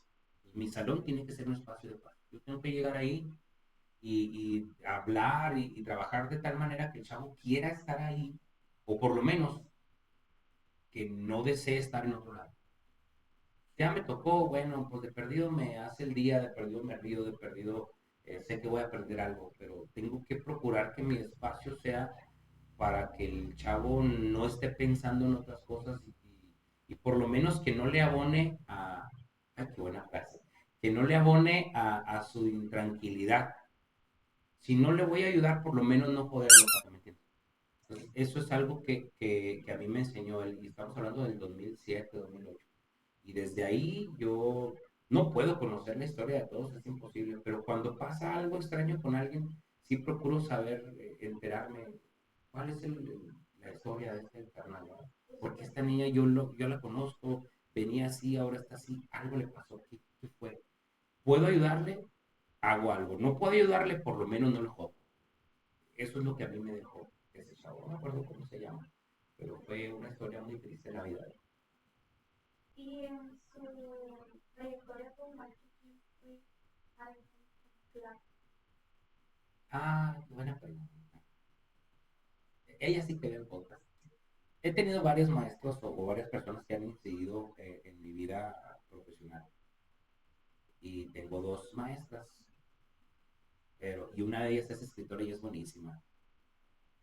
Pero el principal motivo por el que yo soy lo que soy se llama Saturnina Estrada, la maestra Nina. La maestra Nina y yo nos conocimos peleándonos, que trabajamos en una prepa en donde en el laboratorio había fetos y cosas así bien raras, ya viejos, y yo los quería tapar, porque yo era de química, entonces mis alumnos de química llegaban y se asustaban, pero ella era de biología, ¿cómo nos vas a tapar? Y nos peleamos el día que nos conocimos. Ella empezó a estudiar ya mayor, ella trabajaba en una empresa, en un puesto de que generalmente pues lo hace un hombre, era supervisora de puros hombres. Entonces ella siempre fue muy lochona y muy entrona porque era jefe de hombres y se tenía que pelear con ellos. En algún momento de su vida se divorcia y decide empezar a estudiar. Estudió en el Cebetis en un programa que se llamaba Saeti, no me acuerdo qué significa, pero era para adultos. Y ella empezó en el SAETI, después se fue a la normal superior, después hizo una maestría, después hizo un doctorado y es una persona preparadísima con respecto a la educación. Pero el asunto es que yo la conocí ahí peleándonos y luego coincidimos en otra escuela y ella vio mi trabajo y me dijo, usted es muy bueno, no quiere trabajar conmigo. Ella tenía una escuela privada también de planta transversal y con puros alumnos que les llamamos los Tigres del Norte, porque eran puros corridos famosos, de todas las escuelas iban a profesionar ahí. Y ella me dijo, yo quiero que usted trabaje conmigo, usted me gusta su trabajo. Yo siempre, así como ven, así siempre he sido. A veces, al principio sin experiencia y sin conocimiento, y ahorita pues ya con más callito, pero siempre he sido igual. Entonces me llevó a su escuela y me dijo, a usted le falta estudiar. Usted es muy bueno, llega a la clase y hace la clase y los chavos se divierten, se oyen las carcajadas hasta la lección en sus clases, pues está muy padre, pero necesita estudiar. Y ella me pagó un curso estamos hablando del 2004, un curso de un diplomado en educación. Ella me pagó, yo no tenía con qué pagar, la verdad es que no. Era mucha lana en ese tiempo y yo, mis trabajos, a pesar de que trabajaba en varias escuelas, como eran privadas, pues era poquita nada. Entonces me lleva al diplomado en educación y yo me gustó estudiar para la educación, me gustó. Entonces, yo vuelvo ya del diplomado y ella me dice que dónde le va a entrar a la licenciatura. Sí, le voy a entrar. Entonces empecé a estudiar la licenciatura en educación. Les decía la vez pasada que hicimos nuestra plática informal, no muchas personas estudian educación ya siendo profesionistas, ingenieros, licenciados, porque la carrera es larga y en realidad no te ayuda mucho. Económicamente no te ayuda mucho, pero sí te ayuda a entender el proceso educativo de una manera distinta. Entonces, ella me motivó a hacer eso y ella siempre estuvo conmigo. Ahorita en mi casa, razón por la cual no pudimos hacer este podcast en mi casa es porque en mi casa la estamos ampliando, bueno, la estamos remodelando. Mi esposa y yo vivíamos en un cuartito cuando recién nos fuimos, era un cuartito de 5x4 donde estaba la sala, o bueno, no había sala, era la recámara, la cocina de un lado, y el baño del otro, y era un cuartito chiquito. Entonces yo para expanderme, para empezar a crecer, le pedí dinero a la maestra Nina. Le dije, ¿qué maestra? Yo, si usted tiene, yo ya no quepo en la casa, necesito expanderme, yo le pago con trabajo, pero necesito pagar materiales. Entonces, ella me ayudó, pero con una displicencia y con una facilidad, no crean que me anduvo cobrando o haciéndome caras. O sea, ella siempre ha sido una persona dadora. Mi esposa dice que yo soy dador. Y siempre he sido así desde chavo. Pero cuando yo conocí a Nina, yo sabía que tenía que ser algún día como ella. Porque es una persona a la que yo de todo corazón la amo mucho a esa mujer. Luego pasó cosas en su vida que, ay, pobrecita, me parte el corazón, pero es una persona cuando amable. Personas como esa pasan por tu vida y tienes que aprovecharla, exprimirle algo porque ella te va a dar algo, siempre te va a dar algo. Es una persona súper dadora, Nina, perdón. Y yo hice mi casa gracias a ella. Cuando me despidieron de una escuela, ella me dijo, venga, yo tuve un problema ahí en una escuela por cuestiones del seguro, porque querían que yo pagara mi seguro, total que me corrieron de ahí y me dijeron, aquí le doy más horas. Con Nina aprendí a dar clases de materias que yo en la vida hubiera pensado. Yo di psicología, no, no, psicología no, di filosofía. Para dar filosofía yo tuve que chutarme un libro completo, porque nunca había dado filosofía y mi clase estaba bien padre. En mi clase de filosofía entraban los alumnos y yo agarraba un rollo de papel y luego le ponía así una puntita roja y luego dice, bueno, vamos a hablar de filosofía, avéntese su churro. Bueno, pues, y todos hacíamos como que nos aventamos un churro para empezar a hablar de filosofía, porque pues, la filosofía pues, es la ciencia de las preguntas que no tienen respuesta. ¿A qué venimos? No, pues, el mundo, y ya empezamos a chorear como si anduviéramos de marihuana, ¿no? Nos aventamos el churro y la maestra decía, es que usted está loco, dijo, pero me encanta que haga eso. Y yo te digo, porque ella me ayudó a no perder trabajo. Yo di filosofía y luego me movió a biología y luego me volvió a historia. Me volvió a historia, la vieja loca. ¿Sabe qué me acaba de poner a estudiar? Entonces yo estudié historia contemporánea, me aventé varios videos, yo rentaba los videos, no me acuerdo dónde, sobre la Segunda Guerra Mundial, un chorro de cosas que yo tuve que leer porque la maestra confió en mí. Entonces, cuando yo hacía mi clase de historia, pues hacíamos unas tenidas, hay unas pláticas en las que platicábamos la historia como si estuviéramos platicando un chisme y la maestra llegaba y se asomaba y me dijo, ¿qué pedo con su clase? ¡Qué padre! Le dije, sí, pero me hace trabajar como loco. Estoy viendo videos a las 3 de la mañana por su culpa, vieja loca. Pero eso me hizo a mí entender, gracias a Nina, que si yo voy a dar una clase, lo que sea que yo vaya a dar, tengo que estar bien preparado para eso. Obviamente yo le ponía mi toque, ¿verdad? Un día, nada que ver con eso, un día Nina quería participar en los concursos de las prepas en teatro y me invitó a ayudarle a codirigir el grupo de teatro. Y yo terminé siendo el que ponía los efectos de sonido. Presentamos una obra padrísima que se llama El Esclavo. Y yo hice los efectos de sonido, de todo el rollo, les ayudé a los chavos en algunas cosas de actuación, derivado de mi publicidad o de las cosas que iba haciendo, ahí medio. Este, yo me di cuenta por Lina que uno puede hacer lo que quiera sin miedo, lo que tú quieras, lo que quieras. Vamos a hacer teatro, vamos a hacer teatro. Vamos a hacer, usted va a encargarse de poesía, pues, ay, voy con la poesía, vámonos. A mí me agarró Nina, yo era el Joker, ¿cómo le llaman? El que se acomoda en todos lados. Ella es seguramente la persona que más ha tenido que ver con mi vida como. Luego hay otra maestra también a quien yo aprecio mucho, me tocó estar con ella en momentos muy, muy, muy difíciles para ella. Es una persona también terriblemente amable, que ama a mi familia como nosotros a ella. Ella se llama Cookie Sandoval, no sé si la llegaron a recordar alguna vez. Cookie Sandoval es escritora. Su libro que a mí me encanta y que lloro mucho cuando lo he llegado a leer, se lo dedicó a su nieta que se enfermó y murió de cáncer. Y yo estuve con ella en ese tiempo, ella fue mi maestra en muchos semestres de la normal superior. Con Nina fue de trabajo, con ella fue como maestra. Y yo verla a ella trabajar, ingeniárselas para mantenernos ocupados e interesados, ¿no? Nada que ver con muchos maestros que he visto o que me tocó estar con ellos. Cookies es fantástico, ¿no? Fue uno de mis grandes así que te doy clases Cookies, o cómo dándole con eso. Ah, qué interesante. Bueno, échale. Eh, como profe le llegó a dar a sus hijos. Sí. ¿Y qué tiene diferente? Bueno, pues yo los trato igual, pero les exijo más. No ahí, en otro lado. Mis hijos son bilingües, los tres. Fueron mis alumnos de inglés y yo fui muy incisivo en que es algo que tienen que hacer, es una herramienta que les va a ayudar siempre. Entonces mis hijos son bilingües. En diferente grado, a los tres, ¿va? Pero eso es algo que yo trabajé en el CECATI y me lo llevé. O los inscribí, me los llevé. Vamos. En el CEBETIS le di clases, a mi hijo le di clases los 3 años. Yo era tutor de su grupo y lo traía en corto, ¿verdad? Porque ese es el más malo para la escuela de los tres.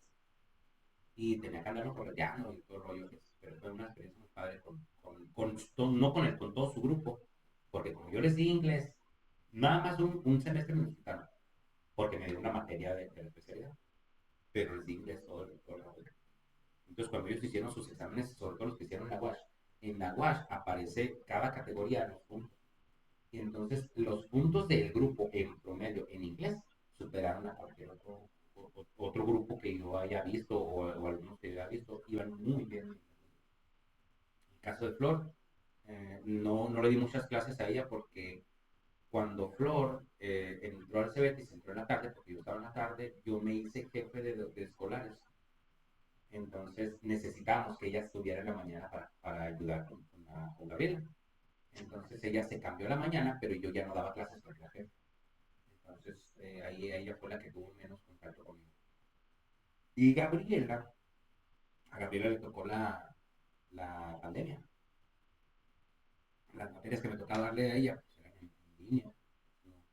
No, no hubo mucho crecimiento ahí. El contacto como maestro con ellos fue más bien en el. Y de repente en la casa decíamos, ahora no se habla español, hasta que mi esposa se enojaba y nos decía que habláramos en español, pero por lo regular estábamos hablando en inglés. Nosotros cantamos canciones en inglés, las platicamos. Para el grupo de ellos, de repente decían, vamos, queremos cantar Trooper. Híjole, no puedo dejarlos cantar eso. No es un buen mensaje para chavos de los 13 años. ¿No? O queremos sacar, no sé, rolas acá más macabelonas o rockeronas acá medio hardcore, no puedo dejarlo tocar eso. ¿Por qué? Pues vamos a leerla. Su madre, no, no sé qué. Entonces, usamos siempre el conocimiento del lenguaje para eso. Entonces, eso nos hizo estar cerca y a ellos, obviamente, les sirvió. Pero ahorita, pues, el ser bilingüe es una ventaja. Y yo soy una pendiente. Pues fue por la cosa del bullying. Te decía que mi compa Emilio Duarte, donde quiera que esté, cabrón, somos amigos ahora, obviamente ya después, pero Emilio me hacía bullying bien machín. Él medía 1,80, yo medía 1,35, 1,40. Y, y yo dije, bueno, ¿qué hago para poderme hacer amigo de este canijo? En aquellos tiempos, a diferencia de ahora, donde cada quien lleva su cuerno como le da la gana, en la secundaria y en la primaria nos obligaban a que nosotros forráramos los cuadernos con lo que nosotros nos identificaran. Había varias papelerías en el centro de la ciudad, la Melina, la que ahora es la Villela, una que se llamaba Nancy, que vendían pósters, que venían seccionados así con pequeñas fotos. Entonces tú ibas y comprabas tus pósters y de ahí comprabas tus cuadernos. Emilio traía grupos de rock. Emilio traía a los Bravos de Atlanta, traía a los Toros de Chicago, traía a los 49 en sus cuadernos y traía grupos de rock. Yo en ese tiempo oía Tigres del Norte, Invasores de Nuevo León, Miguel y Miguel, los Cadetes de Linares, los Alegres de Terán, puras cosas acá, pues de rancho, porque nosotros éramos de rancho. Cuando yo veo la posibilidad de acercarme a Emilio para que me deje de hacer bullying, entonces yo empiezo a estudiar sus libros, sus cuadernos, empiezo a ver sus cuadernos. Poison, empecé a escuchar Poison. Metallica, empecé a escuchar Metallica. Guns N' Roses, empecé a escuchar Aerosmith, Bon Jovi, no me acuerdo qué más oía, Creedence, Águilas. Empecé a escuchar la música que él declaraba en sus cuadernos que estaba escuchando. Y empecé a ver el béisbol y empecé a ver a los Bravos de Atlanta, empecé a ver a los Toros de Chicago, que estamos hablando del 91, que fue la primera vez que fueron campeones. Empezó a ver a los 49 que ya se había ido John Montana, pues estaba Steve John Creo, y empiezo a ver para poder tener una plática con él. O sea, mi intención era platicar con él para que no me pegaran. Y en el Inter, pues yo me hago fanático de los Bravos, de los Toros y de los 49 y me enamoro del rock. Y como tenía que platicar de qué se trataba, me enamoro del inglés. Me hago rockero, me hago bilingüe, me hago fanático de esos tres equipos para poder tener una plática con Emilio y que dejara de golpearme. Cuando llego yo un día, cuando pensé ya estoy listo, me acerco con él. Yo estaba parado, estaba sentado. Ahí la frase matona de Emilio era, vaya Memo. O sea, él era el que daba la voz de mano, ¿no? Vaya Memo porque no se bañó, vaya Memo porque escribió mal, vaya Memo por sangrón, vaya Memo por lo que sea. Él decía vaya Memo y valí mal. Y a mí me agarró la valla. Entonces me acerco y le digo, oye Emilio, fíjate qué buena, ¿cuál es tu rola favorita de Aerosmith? A mí me gusta la de Crazy, está bien chido, pero también la de Dreaming está muy buena. Sí, sabes que se trata de esto, ¿eh? Y luego volteé a ver y dice, vaya Memo por mentecato y valí madre. Todo mi proyecto, todo mi proyecto valió mal. Estuvo bien interesante porque dije, ya van a perdonar. No, ahora yo era un nerd que sabía más de sus propios gustos que yo y estaba enojado. Porque yo me sabía las estadísticas de Michael Jordan, me sabía, había un jugador de los Bravos de Atlanta que se llamaba, ay, fue ay, ¿cómo se llamaba ese cabrón? Era tercera base, era una maquinota el chavo, no me acuerdo. Y luego tenía tres pitchers, yo me sabía las estadísticas de Steve Avery, de John Smoltz, del otro cabrón, no me acuerdo cómo se llama. Y él no sabía nada, él nomás pegaba haciendo manitas. Entonces, para él fue, este güey sabe más de mí que yo. Entonces me agarraba a fregazos peor, me fue peor. Pero yo me enamoré de todo lo que a él le gustaba, porque yo quería que él viera que yo era parecido a él, ¿no? No me sirvió de mucho. Ya al año siguiente ya pasaron otras cosas, ¿no? Pero ese año yo ya dejé de ser yo por intentar ser de otra manera, para evitar ser golpeado, porque era la verdad, yo lo que quería era que no me pegara, porque todos los días a mí me pegaba. Ahorita pasa una cosa de esas, ya la judicial y derechos humanos, a nosotros nos hacían bullying, no. Esa. Bueno, Pinche niño. y hasta la fecha son amigos. Lo que pasa es que Emilio se fue a Juárez cuando terminó la preparatoria, pero un día me tocó que me contrataran en una fiesta, ya estaba él. Yo estaba tocando con mi grupo, ¿va? Y me ve y me dice, Memo, niño, ¿cómo estás? Nos saludamos como si fuéramos carnales. Lo que pasa es que sí nos hicimos carnales. En aquellos años pasaba algo interesante entre los grupos. No sé ahora cómo juegan. Yo los he visto que juegan, vamos a jugar, y luego se agarran todos su celular y están todos sentados jugando juntos hasta en el mismo juego, qué sé yo, o se van a sacar la garra. Pero nosotros jugábamos, eran juegos físicos, no había otra cosa que hacer. Jugábamos fútbol americano y nos dábamos de madrazos, pero sabrosos. O sea, era una cosa de repente, ay, ese cabrón muchacho, bueno, ni modo, ya se lo va a quitar. Nos dábamos duro. Y había un juego que era el cincho. El cincho era un salón contra otro a agarrarse a fregazos, o sea, era literal. Yeah. Yo estaba en la Valentín Gómez Farías en el turno vespertino, que en ese tiempo se llamaba Ernesto Oliva Lozano. Entonces un día, nosotros éramos el A, entonces los del B nos declararon el cincho. Cincho, Cincho. Yo no estaba metido en el grupo de los que le entraron los pedazos. Habíamos tres que éramos muy serios. Era un cuate que se llama Juan Carlos, otro que se llama Julio César Corrujedo, que por cierto trabaja en el TEC, el Corru le decíamos. Y yo estábamos aislados y nunca nos acoplamos con ellos. Entonces a los demás les declaran la guerra, le declaran el cincho al B y se empiezan a agarrar. O sea, el cincho era, ahora vamos a agarrar uno, lo pateamos y luego el otro y así era, pero así era, ¿no? Tratar de no golpear, obviamente no golpeamos en la cabeza, era, porque era un juego finalmente. Entonces, órale, unas costillas, unos patines, pero sin que fuera tan violento. Claro que sí nos pegamos con todo. Pues teníamos 14 años, ¿no? Y órale, nos dábamos. Pero resulta que los del A le declaran la guerra a los del B, pero los del B tienen compás en el C.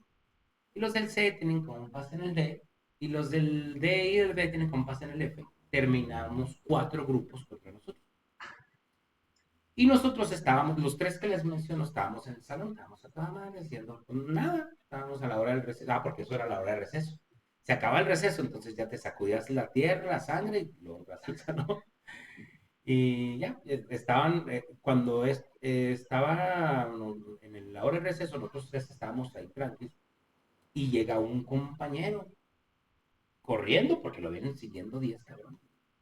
Entonces llega, se mete al salón y lo empiezan a patear dentro del salón y nosotros tres nos volteamos a ver qué hacemos para ayudarlo.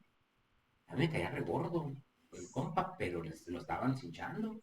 Entonces yo agarré, sí, era el salón, yo agarré una tabla de una butaca que era de triple no es cierto, era del prensado, ¿sí? De ese que es prensado.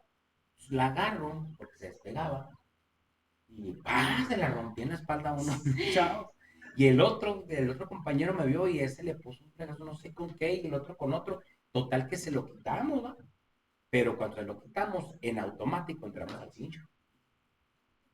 Y nosotros nos íbamos a volver a sentar y nos dicen, no, los van a matar aquí, vénganse, vámonos. Y nos jalaron. Y fuimos a dar al último rincón de la Valentín. Pues, el día que vea alguien el podcast, va a saber que la Valentín tenía un rinconcito allá, mero abajo, pegado al arroyo, donde había un carro todo desmadrado. Y ahí fuimos a dar. Y nos pusimos, los más grandotes de nuestro grupo, empezando por Emilio, se pusieron mero adelante, haciendo como un semicírculo. Y los más jodidones nos pusimos atrás. Entonces Emilio y estos chavos agarraban a alguien y nos lo aventaban. Y nosotros le damos sus patines y luego lo aventábamos por una tela que estaba abierta, entonces lo sacábamos de la escuela. Y alguien se encargaba de, por un palo, que no entraran, les pegaban las manos para que no entraran. Entonces íbamos sacando gente. Y así duró el rollo como 10 minutos hasta que llegaron los prefectos, porque ya se puso la cosa muy intensa. Llegaron los prefectos y los profes y nos separaron. Entonces yo ya me convertí en parte del grupo. Y no, pues nos agarraron a los tres porque nunca habíamos hecho ese rollo y nos felicitaron y todo. Y entonces nos empezaron a invitar a hacer vagancias. Y que creen, me gustó la vagancia.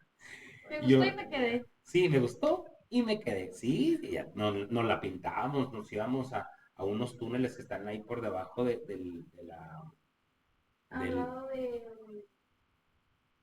la señora. no, el Cerro de la Antena. En el Cerro de la Antena hay unos túneles, no sé si ya estén todavía estén, pero están de un lado del periférico hasta el otro lado del periférico. Entonces entrábamos ahí y nos íbamos cotorreando ahí, nos bajamos y luego nos echamos un cigarro, o sea, para nosotros era fumar en aquel tiempo, órale, y sacaron cigarros como si fuera droga y ahí fumábamos, conseguían cerveza, estos y órale. Yo empecé a fumar y a tomar cuando estaba en segundo de secundaria porque me acoplé con esto, ¿no? Ya me hice bien vago y ya nos hicimos compas todos. Yo era el principal colocador de mí. Yo estaba chaparro todavía y él era el clavador del equipo de voleibol. Entonces yo me convertí en el colocador de mí y pues, obvio que nos hicimos amigos. Me gustó el voleibol porque la única manera que yo tenía de jugar un deporte era algo que se adaptara a mi estatura. Yo estaba bien chaparro. Entonces, fútbol, no era muy bueno por fútbol. Básquetbol menos, estaba muy chaparro. Entonces, cuando yo entré a la secundaria, un profe estaba armando el equipo y estaba enseñando desde cero el voleibol. Yo dije, yo tengo que ser colocador porque no tengo de otra, ¿no? Entonces, yo desde primeros empecé a practicar y aprendí a volear y aprendí los fundamentos del voleibol, pero pues no era parte del equipo, estaba muy lejos de serlo. Cuando estamos en segundo, que ya conozco a Emilio, ya después del cincho Emilio me ayuda y aparte que nosotros tenemos, bueno, el equipo de nosotros jugaban cuando no nos agarramos a fregas, jugábamos voleibol contra los profes y Emilio me daba mucha carrilla, aquí, por aquí, ahora haz esto. Entonces yo me hice medianamente bueno, mucho de eso gracias a los consejos de Emilio. ¿Ya está la fecha de gusto? Sí, sí, pero ya casi no juego porque la última vez que jugué se me salió el hombro y traigo este hueso como por acá y el otro acá abajo. Entonces ya el último año que jugué fue el año pasado, ya no quiero jugar. Me gusta más el ciclismo, me gusta más tirar barra, entonces me encanta. Y el voleibol, sí, el voleibol, y el voleibol, mira, particularmente el voleibol nosotros lo jugábamos en el barrio y teníamos un equipo que éramos muy malos, nunca llegamos a las finales. Éramos muy malos, pero nos divertíamos mucho y todos jugábamos y nos la pasábamos increíble. En los equipos que he jugado las últimas veces, pues la idea es ganar y pues yo como quiera no soy tan bueno como para hacer el equipo ganar.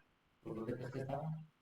No, ¿a quién carajo se le gusta irse a jugar un juego en donde vas a estar en la banca? Pues mejor me voy ahí arriba y los veo, pero si voy a ver una cosa que no es ni siquiera profesional, pues mejor me estoy en la casa tirando barra y echando una caguama, ¿no? Entonces, esa es la razón.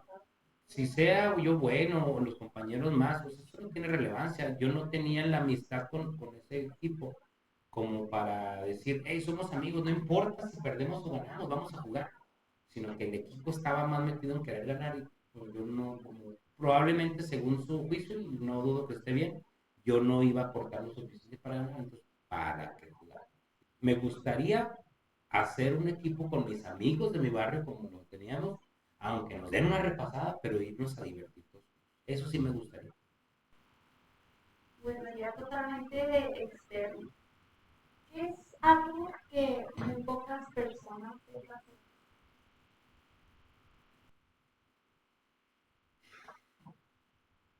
Qué buena pregunta. No me preparaste para esa pregunta. Algo que pocas personas sepan sobre mí.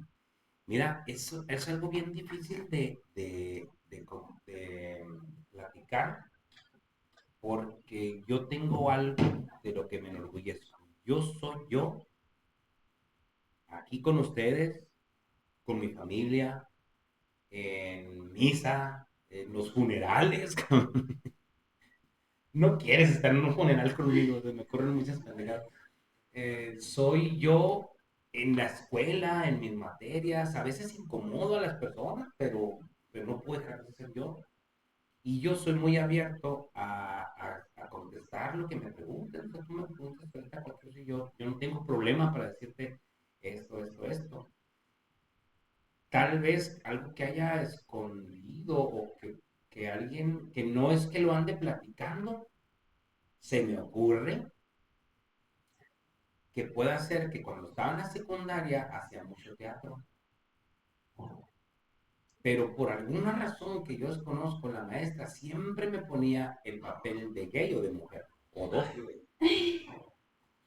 Entonces, yo varias veces salía del baño de las mujeres maquillado, rasurado de las piernas, con tacones y bien, o sea, bien, estaba delgadito, por el boli tenía el boli y el ciclismo, bueno, me andaba en la bicicleta, entonces tenía las tachillas más o menos, ¿no? Hay que meternos a ver. Sí.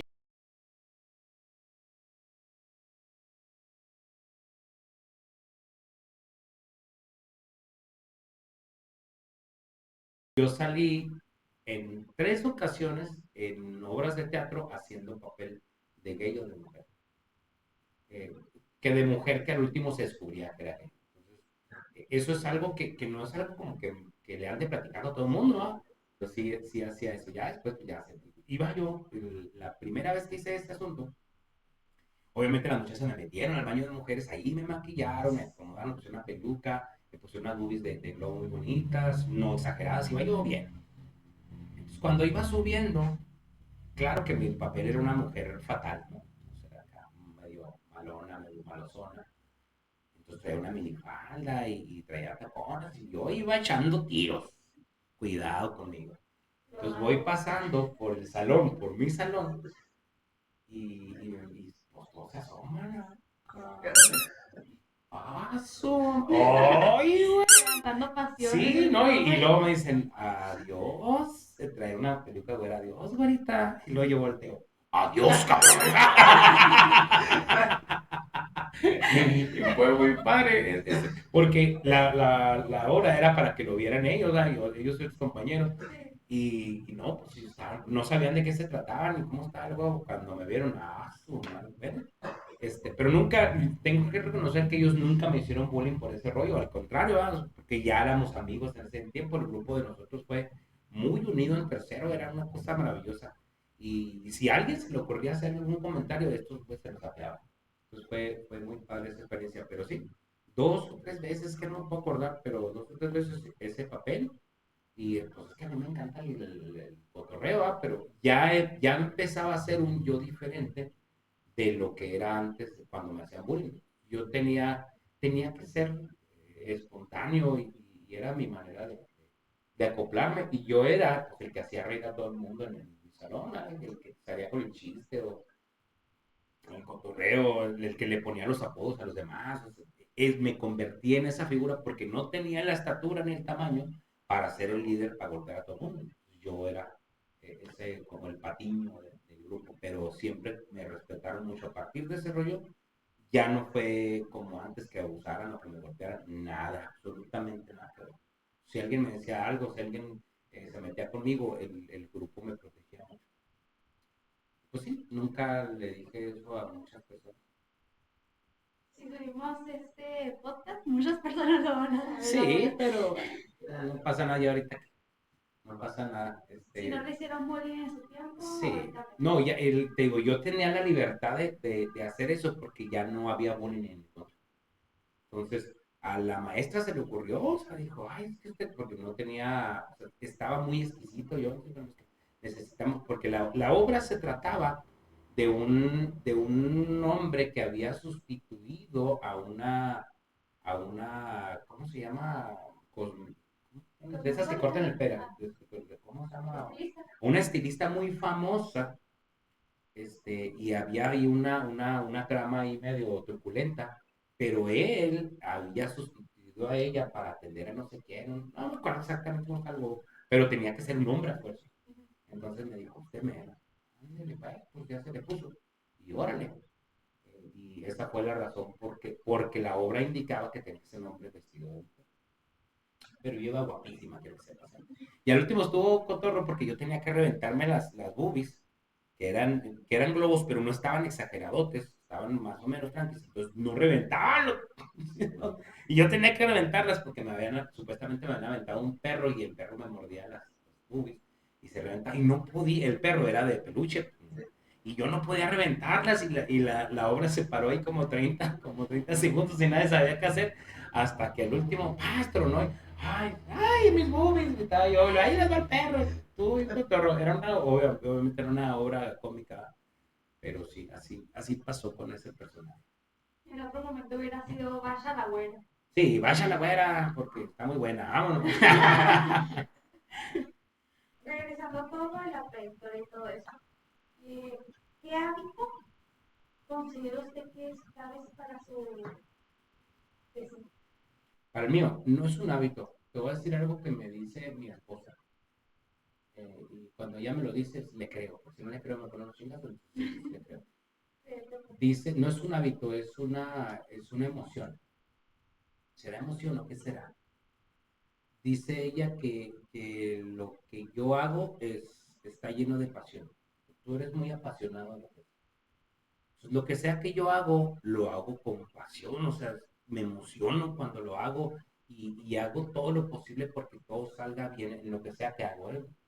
No te he dicho, pero por ejemplo, yo hago trabajo en carpintería y no soy carpintero, pero tengo ahí un serruchito, tengo ahí un par de cosillas que me ayudan a hacer algo y lo hago con una pasión hasta que queda, hasta que digo, bueno, me salió todo chueco, pero es mío y es para mí y me apasiona hacer eso. Lo que sea que yo hago cuando me interesa, la pasión es ese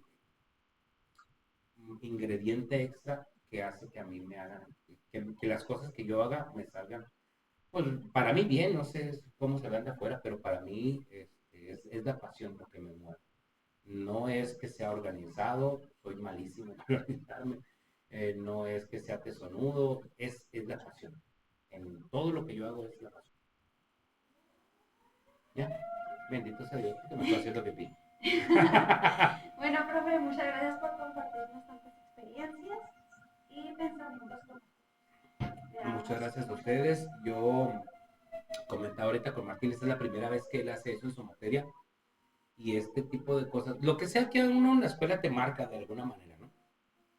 Yo me imagino que alguno de sus alumnos, no necesariamente ustedes, pero algunos de los que van a estar haciendo esto van a decir, caramba, eso está padre y yo lo quiero hacer. ¿Cuál más de las personas ahorita hacen sus propios podcasts y monetizan y pueden vivir de eso, ¿no? Entonces ya no tienes que pensar que te vas a ir a Televisa o a TV Azteca o a algún otro lado, sino que buscas tus herramientas para hacer las cosas o buscas profesionalizarte en una carrera de comunicación. Yo le decía a Martín, qué padre, porque esta es una oportunidad de conocer algo que como quiera te apasiona, volviendo a la pasión, ¿no? Como quiera te apasiona y te conviertes en algo así. Es una oportunidad muy padre para nosotros como maestros saber que les ponemos en esa situación para que algo suceda. No sabemos qué va a suceder, ustedes tienen que 15, 16 años, 17, 16, 17. les faltan muchas cosas por vivir. No sabes por dónde te vas a ir, pero a veces de donde menos crees sale una semillita que por diferentes razones empieza a crecer.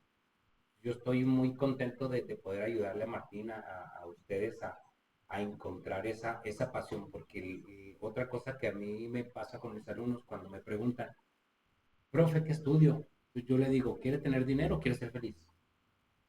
No, pues quiero ser feliz y tener dinero. Ah, entonces estudie lo que le guste. Algo que te apasione, que te motive. Porque el dinero viene solo cuando haces eso. Pero cuando te vas sobre el dinero sin pasión y sin gusto, vas a sufrir. Como quiera vas a tener dinero, pero no vas a ser feliz. Y cuando es al revés, lo que sea que te guste, si te apasiona, lo vas a llegar a hacer bien de tal manera que te va a traer dinero. Tal vez no para viajar por el mundo cada semana, pero sí para comer, para hacer lo que tienes que hacer, para seguir haciendo lo que te hace feliz. Eso digo yo, no lo sé. Yo no puedo dejar una semilleta con ustedes. Yo lo único que quiero es que me dejen ir al baño con ustedes. Lo único que quiero es, ustedes dijeron que querían un podcast. A mí, órale, ¿qué onda? Es que Latina. Una cosa que a mí me gustó mucho es que escogieran mi vida como una opción de podcast. Y digo, entonces no lo he hecho tan mal, ¿no? Y a mí me gustó. Yo no lo hice esto por ustedes, me encanta recordar. Esa Pero, sensación es provoca. pero saber que alguien se interesa en saber qué onda con mi vida, que mi amigo, porque es mi amigo Martín, diga, este cuate tiene una vida interesante que les puede gustar. Entonces digo, wow. Bueno, yo no vivo mi vida para que los demás opinen, pero obviamente a veces, y sobre todo siendo maestros o siendo figuras que alguien conoce, porque no es que yo sea una figura pública aquí en Parral, pero soy mucho más conocido que dos, tres, por el rock, por la música, por otras cosas. Entonces, saber que alguien dice, quieren hacer un podcast divertido, chido, háblenle a él. Ay, a mí me rompió el corazón cuando me dijo eso. ¿Me ayudas? Claro, no te va a ayudar. O sea, me estás dando, ese es un reconocimiento para mí. Entonces, ¿qué puedo yo hacer? ¿Sembrarles una semilla? No sé si pueda yo sembrarles una semilla. Yo lo único que les puedo, si tuviera esa necesidad o si ustedes me están pidiendo algo que yo les pueda decir que les vaya a servir o un consejo para ustedes, pues es eso. Yo creo que probablemente lo último que te dije es la pasión.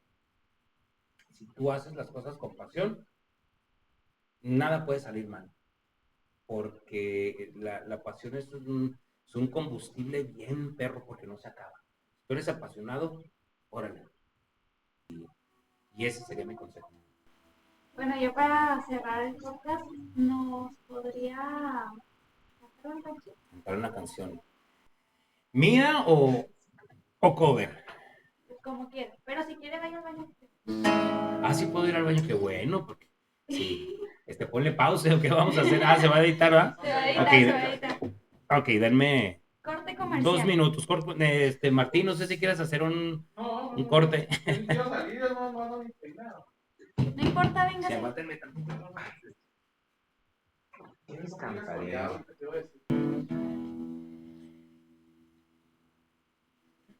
a hacer un popurrí.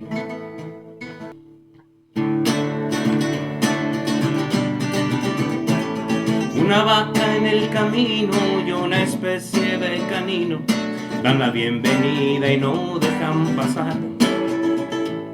Ha salido a despedirnos un rostro bien conocido, levanta la mano para saludar.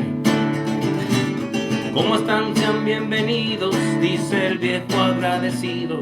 Hace tiempo quería volverlos a ver. No se queden ahí parados y pásenle a lo barrido. Buenas tardes, ¿cómo ha estado don José? Y mis hijos tenían ganas de venir y mi esposa quería verlos sonreír, escuchando sus historias del pasado que se fue. Qué placer es escucharlo, don José.